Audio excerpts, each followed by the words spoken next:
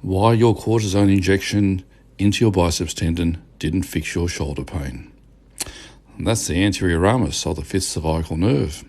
And that's a bit of the key to the whole issue. Well, let's have a look at the anatomy behind how you get referred and misconstructed pain. That's the anterior ramus of the fifth cervical nerve, which is and becomes part of the superior trunk of the brachial plexus. The superior trunk of the brachial plexus has a slip off it a nerve that is called the suprascapular nerve. The suprascapular nerve supplies the infraspinatus muscle. The infraspinatus muscle sits inferior to the spine of the scapula. That's why it's called the infraspinatus muscle. So the infraspinatus muscle, if it's in distress, will send its information back up the suprascapular nerve and into the superior trunk of the brachial plexus.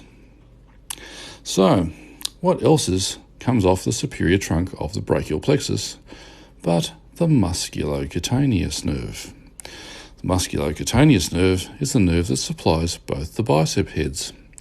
So, we have a common relationship between the biceps and the infraspinatus, and that is the superior trunk of the brachial plexus. Following the superior trunk down, we then become part of, let's find it, the musculocutaneous nerve. There it is.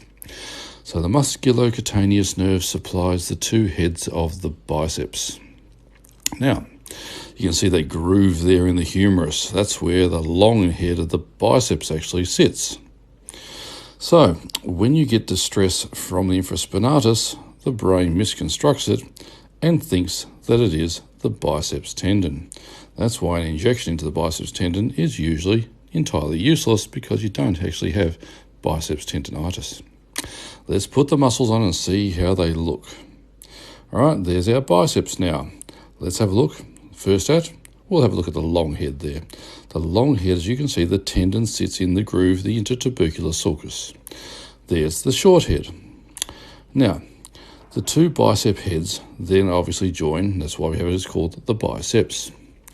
You can see how close it is to the infraspinatus muscle. There you go.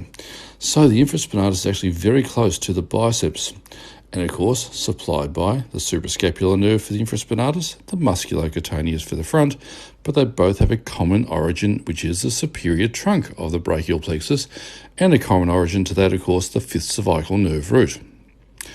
That is why when someone pushes on that biceps tendon right there or injects it, it's not actually going to be the solution to your problem. So people come in and they say, my shoulder hurts, like this ripped person here, and they usually point to this area underneath the front deltoid. And under there, of course, is the front of the bicep tendon in front of the humerus, at the intertubercular sulcus. So people think it is pain at the front of the shoulder, when in fact, as you can see back here, it's actually the infraspinatus muscle behind. So a good professional should check the infraspinatus muscle if a person is coming in with shoulder pain at the front. Why is the infraspinatus in distress? It's because scapular control by the trapezius and the rhomboids is poor. It's weak. Now, external rotators, there's not a lot of them. Realistically, that infraspinatus is doing a big job.